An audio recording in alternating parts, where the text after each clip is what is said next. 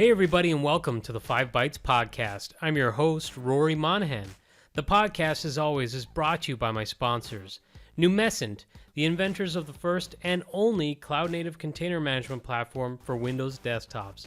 And also brought to you by Networks Policy Pack, where you use Group Policy, Policy Pack Cloud, or MDM to remove local admin rights, manage and lock down applications, Java, browsers, and mitigate ransomware, plus more.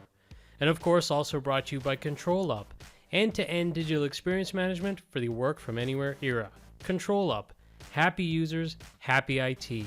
If you enjoy the show each week, you have these awesome sponsors to thank. And now for some news. BleepingComputer.com reported this week that Microsoft is investigating a known issue leading to blue screen of death crashes with a 000021A error after installing the Windows 10 KB 5021233 cumulative update that was released during the December patch Tuesday. And this known issue is likely caused by a mismatch between the file versions of HID parse.sys in System32 and System32/drivers in the Windows folder, which might cause signature validation to fail when cleanup occurs. The report suggests platforms affected by this includes Windows 10 versions 20H2 all the way to the latest release of Windows 10 22H2. There is a workaround in the report that involves copying a .sys file from one directory to another and completing some steps, which kind of makes sense. Remove the mismatch there. And I'll share those steps with this episode, which is episode 261, and you can find that at 5bytespodcast.com. So usually, and I mention it pretty much every month, but usually I'll cover the Patch Tuesday news roundup as those patches are released in a given week. And then usually the following week, there's a whole lot of news about fallout and breakages caused by these patches. And certainly this is one such issue, but usually there's more reports. And I did see within the patching mailing group, the Google Mail group that I've shared on multiple episodes of the podcast, that some are also reporting other issues, including some latency in Azure Virtual Desktop with the recent Remote Desktop Client update, and also RDP sessions freezing on Windows 11 22H2. Now, I will say that take this with a pinch of salt, because I tend to rely on publications and sources and multiple reports of these issues occurring, whereas it seems like reports of issues are a little bit slower this month, which is probably due to the holiday. So it might be possible that more widespread reports of issues relating to the December patches won't get reported until after the holidays.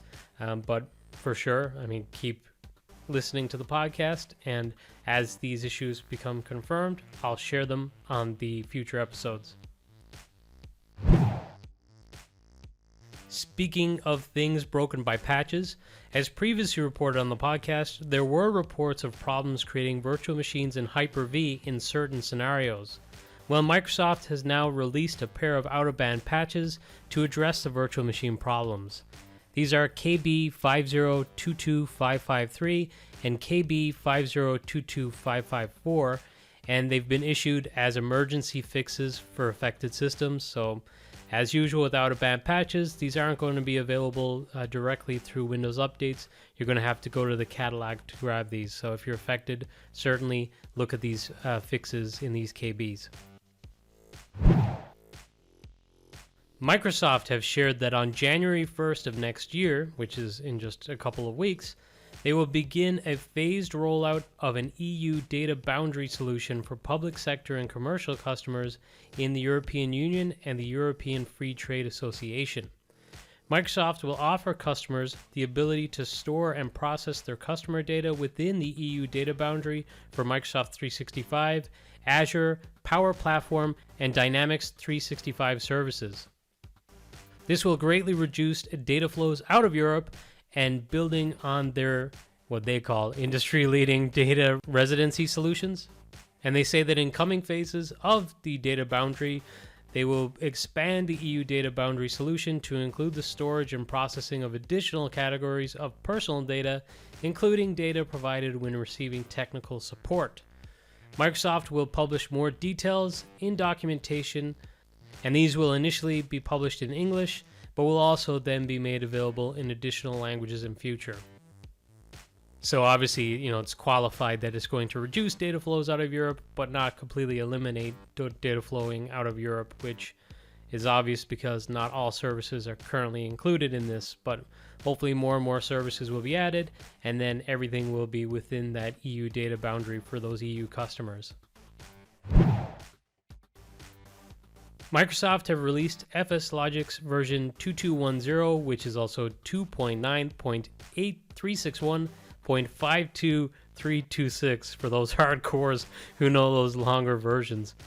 And this release includes some new features, including the added ability to compact the user's container during the sign-out phase, which is using the VHD disk compaction, which I think was the brainchild of Jim Moyle originally. I might be wrong on that. It might not be the same shrink that he created, but I think it is.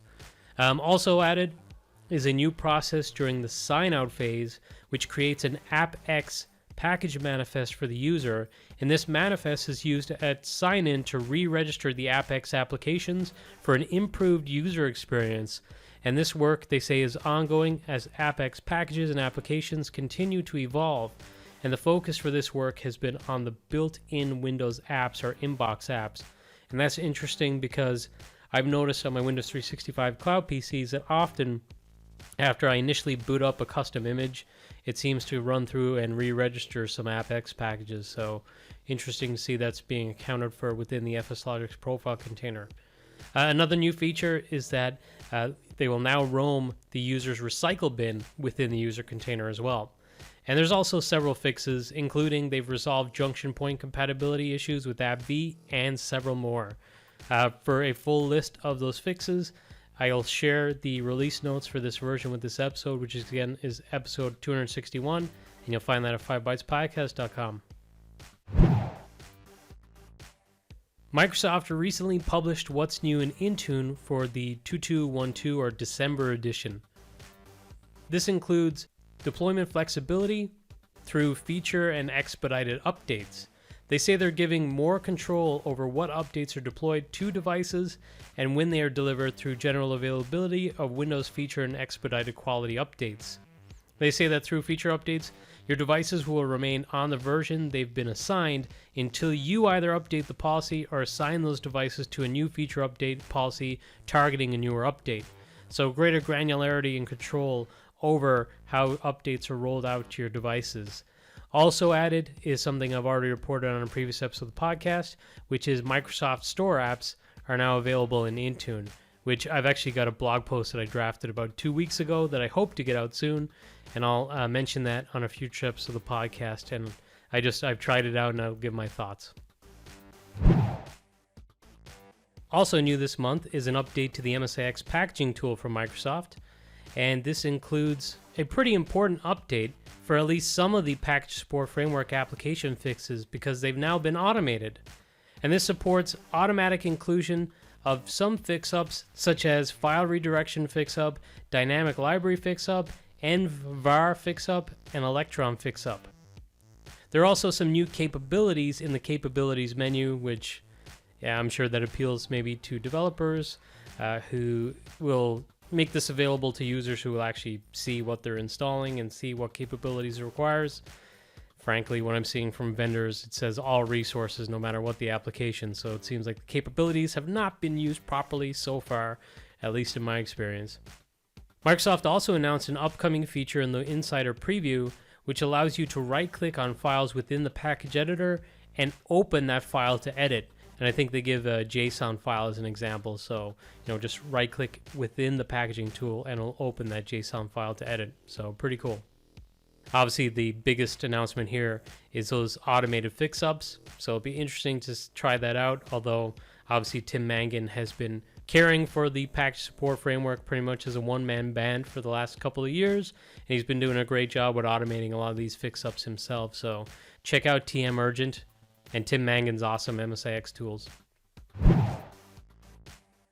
Microsoft have announced that Windows 365 now supports creating Azure Active Directory joined cloud PCs that use single sign-on for cloud PC login. They say that existing cloud PCs won't have single sign-on configured, but if you're creating a new provisioning policy, or editing an existing provisioning policy, as I saw, you'll be able to check a box to enable that single sign-on preview feature, and I tried it out, and it seems to work great. Also relevant to Windows 365 this week, I saw that Scott Manchester shared that there's some new enterprise network documentation for cloud PCs that goes pretty in-depth around networking for your cloud PCs and configurations for those VNets and giving line of sight back to your own organization's data center and so on. Microsoft recently announced that a future Microsoft Edge update will permanently disable the Internet Explorer 11 desktop web browser on some Windows 10 systems starting in February. They say that all remaining devices that have not already been redirected from IE11 to Edge are scheduled to be redirected with the Edge update that's scheduled for February 14th, 2023. Enterprise admins are advised to transition from IE11 to Edge with IE mode and remove IE visual references from the Start menu and the Windows taskbar with the Disable IE policy before February 14th to avoid business disruption at scale when users lose access to IE11 dependent applications. So, once again, being warned about IE11 going away. If you haven't taken action yet, you better hurry up. You don't have much time. WindowsCentral.com had an article this week about some new updates for Microsoft Edge, at least in the developer channel, that have happened recently. And that includes some enhancements to the sidebar within that Dev Insider channel. So if you haven't noticed, within Edge, there's now a sidebar and it includes icons like Outlook, Office 365, and there's like a little search icon as well. Well, in this preview, the sidebar pane can now be resized. The sidebar now has a mute and unmute menu. The sidebar apps now support push notifications, and you can now access sidebar search in PWAs, which is those progressive web applications. BleepyComputer.com reports that Microsoft have said that Windows 10 updates that were released in late September are causing Windows taskbar flicker issues and application instability. They say that after installing the updates that were released on September 20th or later, taskbar elements might flicker and cause system instability. Restarting the affected devices can alleviate the instability problems in some cases, but possibly only on some impacted systems. And the affected Windows versions include Windows 10 22H2, Windows 10 21H2, Windows 10 21H1, and Windows 10 20H2. So several iterations back. Microsoft have addressed this issue via a known issue rollback, which is a Windows capability that reverts faulty Windows non-security fixes pushed via Windows updates. And after rolling out, the KIR issued fixes usually reach all consumer non-managed business devices within 24 hours, with affected users having the option to speed up the process by restarting their computers. For IT administrators, they must install and configure a KIR group policy to resolve these system instability problems on affected enterprise managed devices. So I think it's a relatively new concept, this known issue rollback. I mean, it might be wrong on that though. But yeah, you might want to roll this out if you're noting instability issues. BenefitNews.com had an interesting article this week covering Microsoft's efforts that began in 2017 to make their hiring practices more aware and inclusive of neurodivergent talent, including those with autism, ADHD, dyspraxia, dyslexia, or Tourette syndrome. The article covers how to adapt interview processes to accommodate more candidates, which seems important for all companies, as in the US alone, the unemployment rate for neurodivergent adults is 8 times the average rate in the US, sitting at 30% to 40% for the neurodivergent population. It's a really interesting article, and if you're in a hiring role, I suggest you check it out, and maybe you can glean some tips on how to improve your hiring process to be more inclusive. My buddy Tom Fenton at ControlUp wrote an article covering the all-new ControlUp Enhanced Devices dashboard, which details some of the nice features for the devices dashboard in Edge DX, with some really nice looking graphics enhancements, enhanced filter capabilities, and extremely useful grouping and tagging capabilities for devices to allow you to group these logically for your organization based off of commonality, such as maybe IP address range, location, or so forth. So if you're checking out Edge DX or you're already using Edge DX, definitely check out this article by Tom. A product that I really enjoy called Migration Studio has received a major facelift and a pivot with a brand new product called Management Studio, which switches the focus of Migration Studio, which was a big migration project focused tool, toward a product that is more day-to-day enterprise IT management related and just allows you to handle the life cycle and ever more frequent changes in organizations with ease. The product has integration with Active Directory, Configuration Manager, Lakeside Systrack, and more. And the cool thing is, it is out of the box ready to be used for common workflows for application intake, application packaging, application testing, and application deployments, as well as just the overall application lifecycle within your organization. Plus other day-to-day IT operations too. I'm just a sucker for application-related content. And there's also some really great automated workflow possibilities too. So for this and more, check out Management Studio, and I'll share a link with this episode. It was reported by SiliconRepublic.com this week that the European Commission is investigating the proposed acquisition of VMware by Broadcom. The Commission stated, quote, "We are concerned that after the merger, Broadcom could prevent its hardware rivals to interoperate with VMware server virtualization software. This would lead to higher prices, lower quality, and less innovation for customers and consumers." End quote. Now, these were the findings during the initial investigation, but the more in-depth investigation that's now taking place will examine whether Broadcom may hinder the development of smart network interface cards, or smart NICs, and the EU is concerned that Broadcom may decrease VMware's involvement in Project Monterey with smart NIC sellers NVIDIA, Intel, and AMD, which was announced back in 2020, which could then hamper innovation to the detriment of customers. It is also concerned that Broadcom will stop offering VMware's virtualization as a standalone product and instead bundle it with Broadcom's own software, restricting choice and impacting competitors. Now, I saw some commenting that, well, why didn't the European Commission step in when Dell was acquiring VMware? But honestly, I can understand it given Broadcom's portfolio, and personally, I don't think the concerns are completely unwarranted. I'm sure this investigation will include maybe conditions being set, possibly, that will hopefully be good for consumers in the end.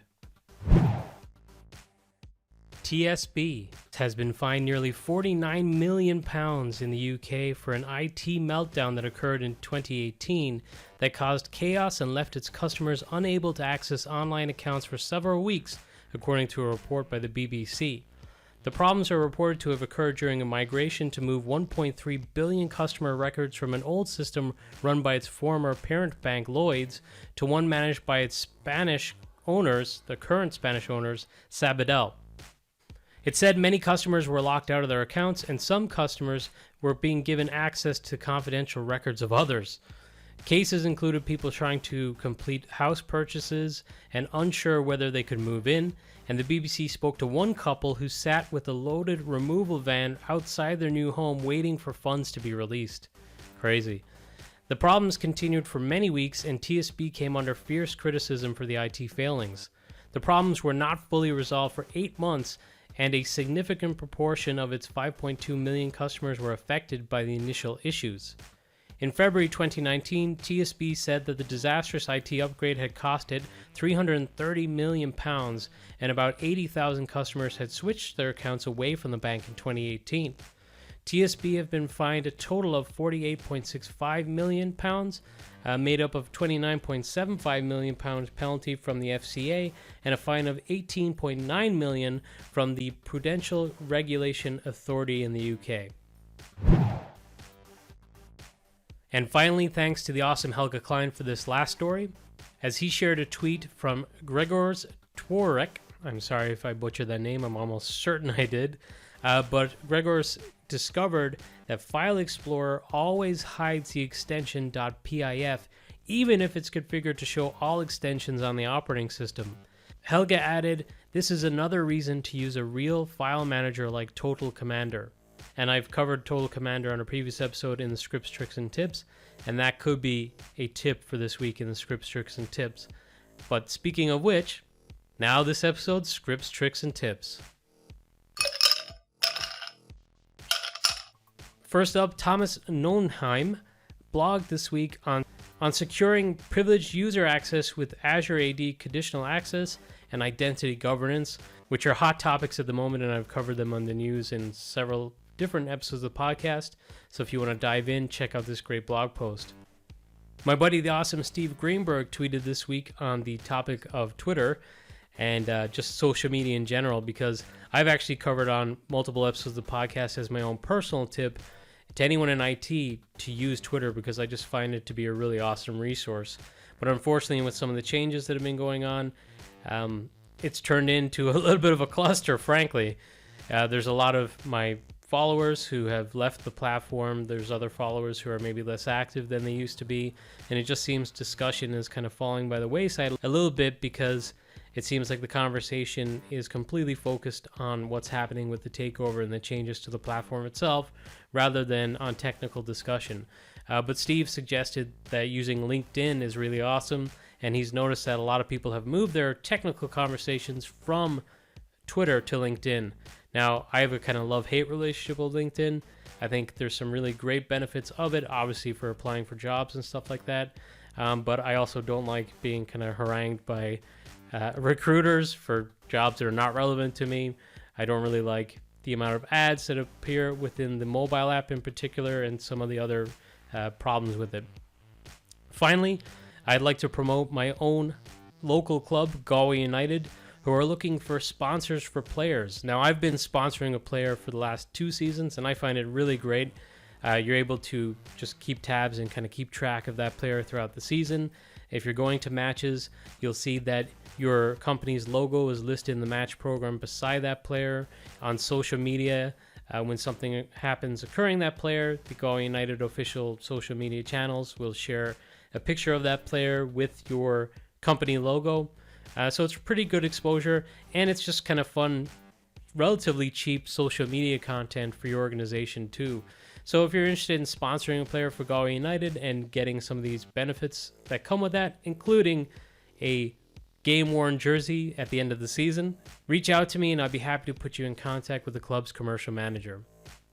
Well, that's it for this episode. I don't think I'll have another episode before the holidays, or before Christmas at least. I probably will before New Year's. My festive tech calendar session is occurring on Christmas Eve at 10 a.m. GMT time. It will be on YouTube Live. If you go to festivetechcalendar.com, you can check that out.